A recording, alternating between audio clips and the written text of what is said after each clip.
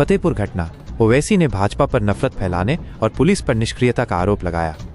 Lucknow, all India Majlis-e-Ittehadul मुस्लिमीन AIMIM के अध्यक्ष और सांसद असदुद्दीन ओवैसी ने उत्तर प्रदेश के फतेहपुर में हुई एक हालिया घटना पर तीखी प्रतिक्रिया दी है।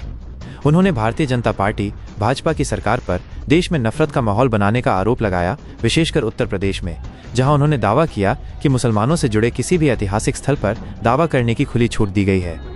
ओवैसी ने इस घटना को राज्य पुलिस की निगरानी में होने वाला बताया और पुलिस की निष्क्रियता पर सवाल उठाए। उन्होंने कहा, ये सब राज्य पुलिस की निगरानी में हो रहा है और पुलिस कुछ नहीं कर रही है। उन्होंने ये भी आशंका जताई कि अगर हमलावर मुस्लिम समुदाय से होते तो स्थिति बहुत अलग होती।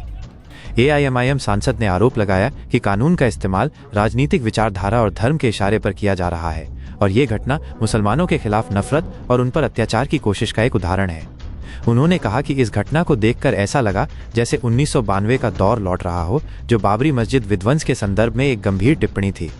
ओवैसी ने कहा कि ये हमला मुसलमानों के खिलाफ पूर्वाग्रह और नफरत का संकेत है और ऐसी घटनाओं को तुरंत रोका जाना चाहिए।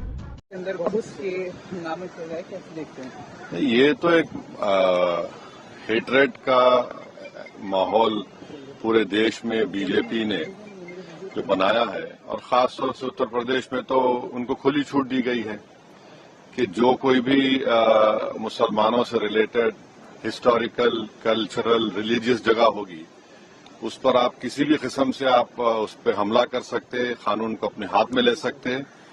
और उत्तर प्रदेश की सरकार आंखें बंद कर लेगी, कानें बंद कर लेगी।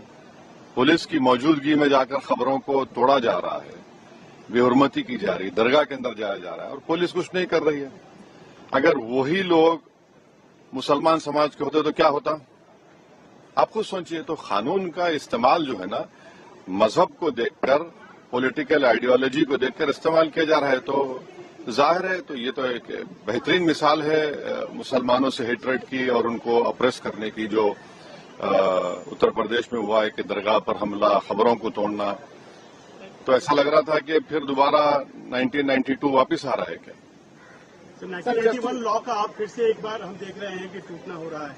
1991 लॉ का हाँ, एक बार फिर से नहीं, वो वायलेशन तो है, मगर पुलिस की मौजूदगी में इनको कैसे इजाजत दी जा रही है? पुलिस क्या कर रही थी वहां पर? पुलिस के सामने खबरों को हमला तोड़ा जा रहा है, नुकसान किया जा रहा है, दरगाह के अंदर घुसकर उसकी तकद्दुस को पामाल किया जा रहा है।